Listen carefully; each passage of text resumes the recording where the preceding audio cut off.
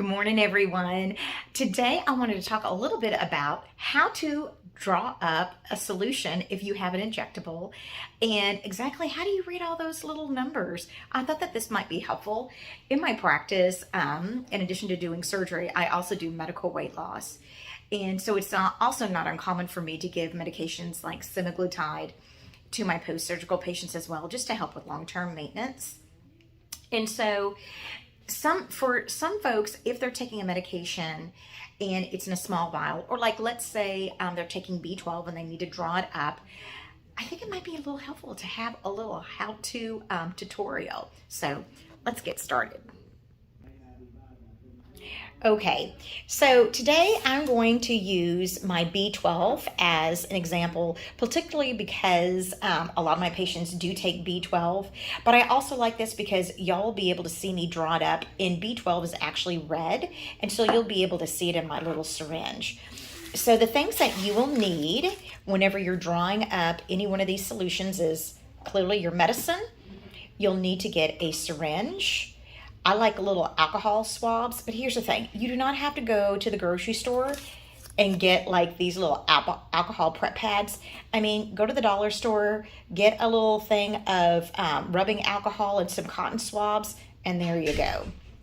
We have our needles, and then we have our syringes. Now, I will tell you, you can actually order these syringes on Amazon, and they already have a needle on them. But let's do a little quick tutorial on needles and syringes. So, if you look, this particular syringe is a 1 ml syringe, okay? That means it is only 1 ml. It's teensy tiny. I'm going to keep it in this package because this is what I'll use to draw up. This is my sample. Now, with this particular syringe, you will see that the top part, it looks like, see how it's like a screw-on up there? The needles that go with this particular syringe screw on, as opposed to some that just pop on. I will tell you, I have a preference. I prefer the ones that screw on, and whenever you're picking up a syringe, see how it says lure lock tip? That's what you're kind of looking for. That's the official name. So it's a screw on. That way they just don't pop off. I just prefer those myself. Now, if you will look at this 1 ml syringe, it has 0.2, 0.3, 0.4. If I pull down on the syringe right here, you'll see it also says 0.1. And then there are all these like little teeny tiny notches. If you have a 1 ml syringe and your doctor says you need to draw up 0.1 mils, do you see the top of the plunger? You would draw it up. You want to go to this line right here where it says 0.1, and you want the top of the plunger right there. Now, there are some of these syringes that they're a 1 ml syringe, and they do not say 0.1, 0.2, 0.3, 0.4, 0.5. Sometimes they will say 10 units, 20 units, 30 units. 10 units is the exact same thing as 0.1 mLs. I'm sorry, my thing keeps on going back in and out, okay? If you want to draw up 0.15 mLs or 15 units, you would bring your little plunger in between the 1 and the 2, and there's a little halfway point. Do you see that halfway point? There's the 1 and the 2. The halfway point is right there. So you would bring your plunger, boop, halfway there. And just so that you know, this is the only good thing about the metric system. Everything is in order of tens. And so each one of these little notches are 1/100th. So that first little notch is 0.11. That one is 0.12. That's 0.13, 0.14, and then the bigger one is 0.15. So that's how you can go in between. So this is where you'll draw up everything. So let's get started, and I'll show you an extra little tip.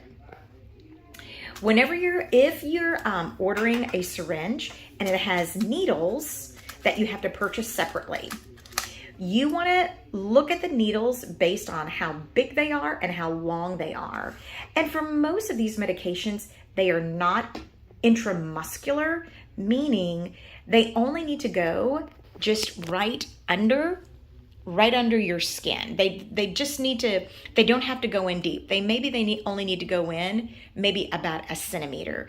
In fact, whenever I'm using B12, which is called cyanocobalamin, when I'm using B12, even though the needles that I have purchased are about that long, I only put the needle in about that far into my patient, so only about a centimeter. It just goes right underneath the skin. So that's number one. Also, if you're giving yourself semaglutide or one of those injectables, the needles, if they come already on the needle, on the syringe, they're usually about a centimeter long. Otherwise, again, if you put on these needles, you just need to put it right under your skin about like that. You do not have to, if the needle's that long, you do not have to put the whole thing in underneath your skin. One other thing for you guys to look at, when you're looking at needles, you're going to see the size. See where it says 30G times 1? What that means, this is a 30 gauge needle and it's 1 inch long. Now, the bigger the number, the smaller the needle. So if you look at this one, this is a red needle. This is a blunt fill needle, and it is an 18 gauge that is 1.5 inches long. So whenever you're putting your little plunger, in the little diaphragm, the little gray thingy, every time you put your needle into that diaphragm, it blunts the tip.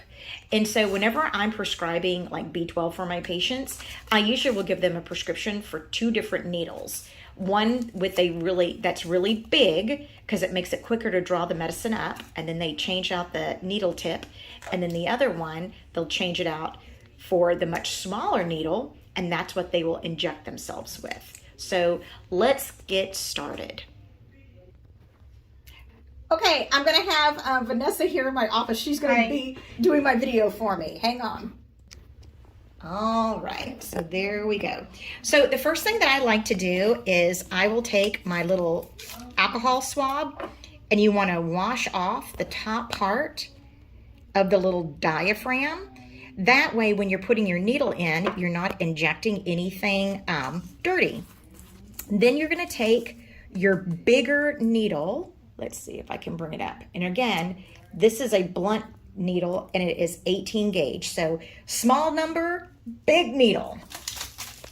You're not going to inject yourself with this. And I think it's interesting. I'll have patients, they'll see me draw this up and then they get kind of freaked out because they see this big old needle. Their eyes are wide. And I'm like, I promise you, I'm not going to give this to you. Okay. So this little dude, it's a screw on. That's my favorite. You just screw that little doodad on. Now, I always pull back a little bit to break the suction on the syringe. And then what you want to do is tump the bottle upside down and then just go boop. Now, you do not have to put the entire needle in the bottle. You can just bring a little bit down. Then you're going to inject air and then just start drawing up the fluid, okay? Now, do you see how there is a little bit of air still left? One of my patients asked me if she was gonna get a heart attack because she injected air. And I'm like, no, because you're just putting that in the space between your like in that fatty layer. You're not putting that into a vessel. So to get rid of that air, all you do is you just squirt the stuff back into the syringe. So do you see how I did that? And then you can pull up more however much you need. So if you're giving yourself a B12 shot, you're going to fill up the entire syringe. So you give yourself 1 ml. This is just for demonstration purposes. So I'm going to squirt this back in. Okay. So that now there's no air. I'm going to take this off. There we go. That's literally never happened.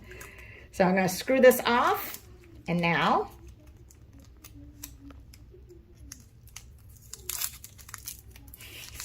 we're going to screw this on.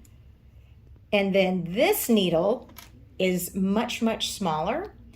And again, you do not need to put this entire needle into your body. I would probably only insert from the tip to maybe like right here. So if I'm going to use this little cotton swab as an example. You'll just hold it kind of at an angle, and I'm not pushing the whole thing in. I'm literally just putting in half and then deploying it, squeezing it down, and then you take it out. And there you go. So now that I've made a mess in here, my goodness. Let's see. So I hope that this has helped you guys. Just know if you have a really long needle, you do not have to put the whole thing in. Make sure that you use the same alcohol, another little alcohol swab to wipe off the little area that you're going to inject.